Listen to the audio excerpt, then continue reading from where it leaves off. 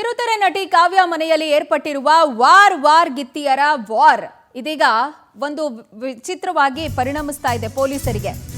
ಕಾವ್ಯ ಗೌಡ ಪ್ರೇಮ ಕುಟುಂಬಸ್ಥರ ಗಲಾಟೆ ಪ್ರಕರಣ ಪೊಲೀಸರಿಗೆ ತಲೆನೋವಾಗಿ ಪರಿಣಮಿಸ್ತಾ ಇದೆ. ಅಂಡ್ ರಾಮಮೂರ್ತಿ ನಗರ ಪೊಲೀಸರು ಈಗಾಗಲೇ ಪ್ರಕರಣಕ್ಕೆ ಸಂಬಂಧಪಟ್ಟಂತೆ ತನಿಖೆಯನ್ನ ಚುರುಕುಗೊಳಿಸಿದ್ದಾರೆ. ಚಾಕುವಿನಿಂದ ತನ್ನ ಗಂಡನಿಗೆ ಇರಿಯಲಾಗಿದೆ ಅಂತ ನಟಿ ಕಾವ್ಯ ದೂರನ್ನು ಕೊಟ್ಟಿದ್ದಾರೆ. ಆದರೆ ಚಾಕುವಿನಿಂದ ಇರಿದಿದ್ದಕ್ಕೆ ಪೂರಕವಾದ ಎವಿಡೆನ್ಸ್ ಈ ತನಕ ಲಭ್ಯ ಆಗಿಲ್ಲ. ಗಲಾಟೆ, ಹೊಡೆದಾಟ, ಅವಾಚ್ಯ ಶಬ್ದಗಳಿಂದ ಬೈದಿದ್ದಾರೆ ಅನ್ನುವಂಥ ಆರೋಪ ಮಾಡಿದ್ದಾರೆ. ಬಟ್ ಅದಕ್ಕೆ ಕೂಡ ತಕ್ಕವಾದಂತಹ ಸಾಕ್ಷ್ಯವನ್ನು ಇನ್ನೂ ಕೊಟ್ಟಿಲ್ಲ ಕಾವ್ಯಗೌಡ. ಮಾಡ್ತಿರೋ ಎಲ್ಲ ಆರೋಪಗಳಿಗೆ ಸಾಕ್ಷ್ಯಗಳನ್ನು ಕೊಡಿ ಅಂತ ಪೊಲೀಸರು ಕೇಳ್ತಾ ಇದ್ದಾರೆ. ಹೀಗಾಗಿ ಸದ್ಯ ನಟಿ ಕಾವ್ಯ ಮತ್ತು ಪತಿ ಸೋಮಶೇಖರ್ಗೆ ಎದುರಾಗತ್ತಾ ಸಂಕಷ್ಟ ಅನ್ನುವಂಥ ಪ್ರಶ್ನೆ. ಬಿಕಾಸ್ ಕಾವ್ಯಗೌಡ ಇಲ್ಲಿ ಆರೋಪವನ್ನು ಮಾಡ್ತಿದ್ದಾರೆ, ಬಟ್ ಅದಕ್ಕೆ ಬೇಕಾಗಿರೋ ಎವಿಡೆನ್ಸ್ ಕೊಡುವಲ್ಲಿ ವಿಫಲ ಆಗ್ತಿದ್ದಾರೆ. ಅಂದರೆ ಈ ತನಕ ಪೊಲೀಸರಿಗೆ ಎವಿಡೆನ್ಸನ್ನು ಕೊಟ್ಟಿಲ್ಲ. ಆ್ಯಂಡ್ ಕೆಲವು ವಿಡಿಯೋಗಳು ಹೊರಗೆ ಬಂದಿದೆ ಜಗಳ ಆಗುವಂಥದ್ದು ಮನೆಯಲ್ಲಿ.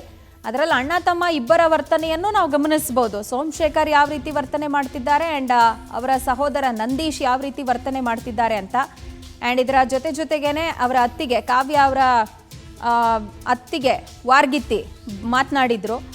ಆಕೆಗೆ ಜನಪ್ರಿಯತೆ ಇದೆ ಅಂತ ಹೇಳಿ ಈ ರೀತಿ ಮಾಡ್ತಿದ್ದಾರೆ, ಆಸ್ತಿ ಕಬಳಿಸೋದಕ್ಕೆ ಈ ರೀತಿ ಮಾಡ್ತಿದ್ದಾರೆ ಅನ್ನುವಂಥ ಆರೋಪಗಳೆಲ್ಲವನ್ನ ಕೂಡ ಮಾಡಿದ್ರು. ಬಟ್ ಅವರು ಕೂಡ ಅದಕ್ಕೆ ಬೇಕಾದಂಥ ಪೂರಕವಾದ ಎವಿಡೆನ್ಸನ್ನು ಕೊಡಬೇಕಾಗತ್ತೆ.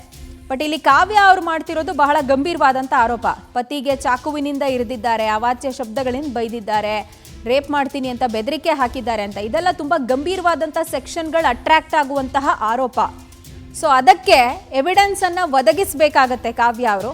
ಬಟ್ ಈ ತನಕ ರಾಮಮೂರ್ತಿ ನಗರ ಸ್ಟೇಷನ್ನ ಪೊಲೀಸರಿಗೆ ಈ ಕುರಿತಾದಂಥ ಯಾವುದೇ ಎವಿಡೆನ್ಸ್ ಲಭ್ಯ ಆಗಿಲ್ಲ. ಹಾಗಾಗಿ ಪೊಲೀಸರಿಗೆ ಈ ಪ್ರಕರಣ ಸದ್ಯ ತಲೆನೋವಾಗಿ ಪರಿಣಮಿಸ್ತಾ ಇದೆ. ಆ್ಯಂಡ್ ಸೋಮಶೇಖರ್ ಮತ್ತು ಕಾವ್ಯ ಹಲ್ಲೆ ಮಾಡಿರುವ ಕುರಿತಾಗಿ ಕೂಡ ದೂರು ದಾಖಲಾಗಿದೆ ರಾಮಮೂರ್ತಿ ನಗರ ಪೊಲೀಸ್ ಸ್ಟೇಷನ್ನಲ್ಲಿ. ಕಾವ್ಯ ಮತ್ತು ಸೋಮಶೇಖರ್ ಜಗಳದ ಸಂದರ್ಭ ಯಾವ ರೀತಿ ವರ್ತನೆ ಮಾಡಿದ್ದಾರೆ ಅನ್ನುವಂಥ ವಿಡಿಯೋವನ್ನ ಈಗಾಗಲೇ ರಿಲೀಸ್ ಮಾಡಿದ್ದಾರೆ, ಪೊಲೀಸರಿಗೆ ಕೊಟ್ಟಿದ್ದಾರೆ.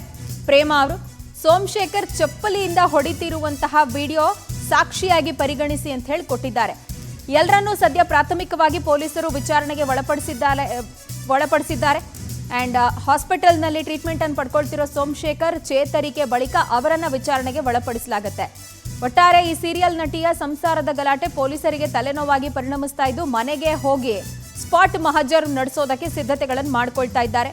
ಮನೆಯಲ್ಲಿರುವಂತಹ ಸಿಸಿಟಿವಿ ಪರಿಶೀಲನೆಯನ್ನ ಕೂಡ ಪೊಲೀಸರು ನಡೆಸಲಿಕ್ಕಿದ್ದು ಮನೆ ಕೆಲಸದವರ ಹೇಳಿಕೆಯನ್ನು ಕೂಡ ಪೊಲೀಸರು ದಾಖಲಿಸಿಕೊಳ್ತಾರೆ ಅನ್ನುವಂತಹ ಡೀಟೇಲ್ಸ್ ಲಭ್ಯ ಆಗ್ತಾ ಇದೆ.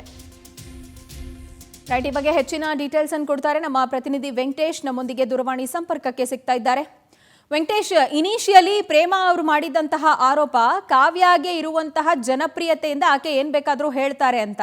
ಆ್ಯಂಡ್ ಕಾವ್ಯ ಕೂಡ ಇನಿಷಿಯಲಿ ಹೇಳಿದ್ದು ಅದೇ, ನನ್ನ ಜನಪ್ರಿಯತೆ ಬೆಳವಣಿಗೆಯನ್ನು ಆಕೆಗೆ ಸಹಿಸ್ಕೊಳ್ಳೋಕ್ಕಾಗ್ತಿಲ್ಲ, ಹಾಗಾಗಿ ಈ ರೀತಿ ಮಾಡ್ತಿದ್ದಾರೆ ಅಂತ. ಬಟ್ ಆಮೇಲೆ ಬಂದಿದ್ದೆಲ್ಲ ಬಹಳ ಗಂಭೀರವಾದಂಥ ಆರೋಪ. ಕಾವ್ಯ ಅವ್ರ ಕಡೆಯಿಂದ ತುಂಬ ಸೀರಿಯಸ್ ಸೆಕ್ಷನ್ಗಳು ಅಟ್ರಾಕ್ಟ್ ಆಗುವಂಥ ಆರೋಪ. ಎವಿಡೆನ್ಸ್ ಪ್ರೊವೈಡ್ ಮಾಡಿಲ್ಲ. ಸೊ ಪೊಲೀಸರಿಗೆ ಇದು ಎಷ್ಟು ಚಾಲೆಂಜಿಂಗ್ ಆಗ್ತಾ ಇದೆ. ಈ ಸಂಸಾರದ ಗಲಾಟೆ ಕುರಿತಾಗಿ ಹೆಂಗೆಲ್ಲ ಪೊಲೀಸರು ಇನ್ವೆಸ್ಟಿಗೇಷನ್ ಆರಂಭ ಮಾಡ್ತಿದ್ದಾರೆ ಈಗ?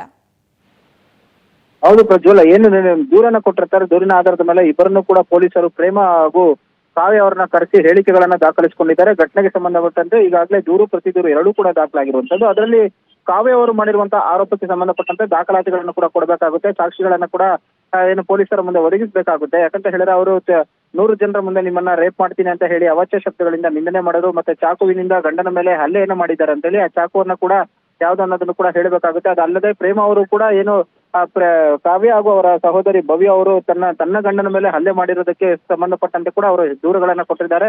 ಆ ದೂರಿನ ಆಧಾರದ ಮೇಲೆ ಕೆಲವು ವಿಡಿಯೋಗಳನ್ನು ಕೂಡ ಈಗಾಗಲೇ ಪೊಲೀಸರ ಮುಂದೆ ಹೇಳಿಕೆ ಕೊಟ್ಟಿರುವಂತದ್ದು. ಆದ್ರೆ ಈಗ ಪೊಲೀಸರು ಕೌಟುಂಬಿಕ ವಿಚಾರ ಆದ ಹಿನ್ನೆಲೆಯಲ್ಲಿ ಇಬ್ಬರನ್ನು ಈಗಾಗಲೇ ಕರೆಸಿ ವಿಚಾರಣೆ ಮಾಡಿದ್ದಾರೆ. ಅವರ ಹೇಳಿಕೆಗಳನ್ನು ಕೂಡ ದಾಖಲಿಸಿಕೊಂಡಿದ್ದಾರೆ. ಕೇಸ್ಗೆ ಸಂಬಂಧಪಟ್ಟಂತೆ ಅವರು ತಮ್ಮ ಮಾವ ಅವರು ಏನ್ ಹೇಳ್ತಾರೆ, ಹಾಗಾಗಿ ನಾವು ಅದನ್ನ ಕಾಯ್ತಾ ಇದ್ವಿ, ನಮ್ಮ ಮಾವರು ಅವರ ಮರ್ಯಾದೆಯನ್ನ ತೆಗೆಯೋದು ಬೇಡ ಅನ್ನುವಂತ ಉದ್ದೇಶದಿಂದ ಸುಮ್ಮನೆ ಇದ್ರೆ. ಆದ್ರೆ ಈ ರೀತಿಯಾಗಿ ಗಲಾಟೆ ತಾರಕಕ್ಕೆ ಹೇರಿದಂತ ಸಂದರ್ಭದಲ್ಲಿ ಬೇರೆ ದಾರಿ ಕಾಣದೆ ನಾವು ದೂರನ್ನ ಕೊಡ್ಲೇಬೇಕಾಯ್ತು ಅಂತ ಹೇಳಿ ಕೂಡ ಹೇಳಿರುವಂತದ್ದು. ಕಾವ್ಯ ಆಸ್ತಿಗಾಗಿ ಈ ರೀತಿಯಾಗಿ ಮಾಡ್ತಾ ಇದ್ದಾರೆ. ಯಾವುದೇ ರೀತಿಯಾದಂತಹ ಒಂದು ಸಂಸಾರದ ಬಗ್ಗೆ ಅವರಿಗೆ ಏನೊಂದು ಕಾಳಜಿ ಇಲ್ಲ, ಮಾವನವರ ಮರ್ಯಾದೆಯನ್ನು ತೆಗಿಬೇಕನ್ನೋದೇ ಅವರ ಉದ್ದೇಶ ಆಗಿತ್ತು. ಅದಕ್ಕೋಸ್ಕರ ಈ ರೀತಿಯಾಗಿ ವರ್ತನೆ ಮಾಡ್ತಾ ಇದ್ದಾರೆ ಅಂತ ಹೇಳಿ ಪ್ರೇಮ ಅವರು ಕೂಡ ಗಂಭೀರವಾದಂತಹ ಆರೋಪವನ್ನ ಮಾಡಿದ್ರು.